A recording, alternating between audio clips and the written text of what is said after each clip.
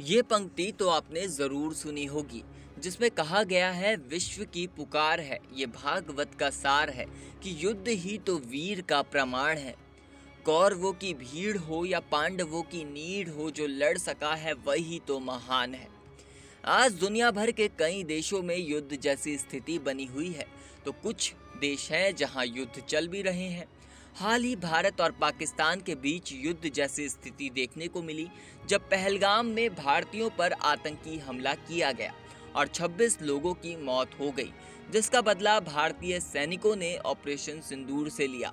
हम सभी जानते हैं कि युद्ध किसी भी स्थिति में सुखद नहीं होता, लेकिन न्याय, आत्मरक्षा, प्रतिशोध आदि कई ऐसे कारण हैं जब युद्ध करना बेहद जरूरी हो जाता है।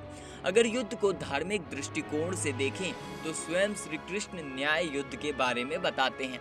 द्वापर युग में भी धर्म रक्षा के लिए महाभारत युद्ध हुआ था, जो कि पूरे 18 दिनों तक चला था। लेकिन महाभारत केवल युद्ध नहीं था, बल्कि यह ऐसा युद्ध था जिसमें घटित हुई घटनाएं आज भी लोगों को शिक्षा प्रदान करती हैं। महाभारत युद्ध के दौरान ही कुरुक्षेत्र की रणभूमि में गीता उपदेश की उत्पत्ति हुई। महाभारत युद्ध होने के कई कारण थे, जैसे दुर्योधन का अहंकार, द्रौपदी का दुर्योधन को अंधे का पुत्र कहना, द्रौपदी का चीरहरण, कौरवों का राजपाट हड़पने की लालसा और पुत्र मोह में डूबे धृतराष्ट्र का अर्थ अनर्थ का भेद भूल जाना। युद्ध का कारण चाहे कुछ भी हो, लेकिन श्री कृष्ण के न्याय युद्ध को सर्वोपरि रखा। इसीलिए न्याय युद्ध को धर्म युद्ध की श्रेणी में रखा जाता है।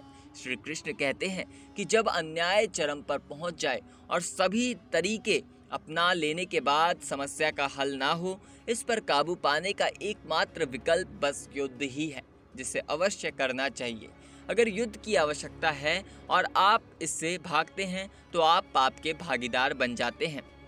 आपको बता दें, महाभारत में एक श्लोक है, जिस श्लोक के माध्यम से श्री कृष्ण अर्जुन को कहते हैं कि युद्ध में अगर तुम वीर गति को प्राप्त होते हो तो स्वर्ग जाओगे, अगर युद्ध के बाद बच जाते हो तो धरती का सुख भोगोगे। इसीलिए उठो अर्जुन और निश्चय करते रहो और युद्ध करो।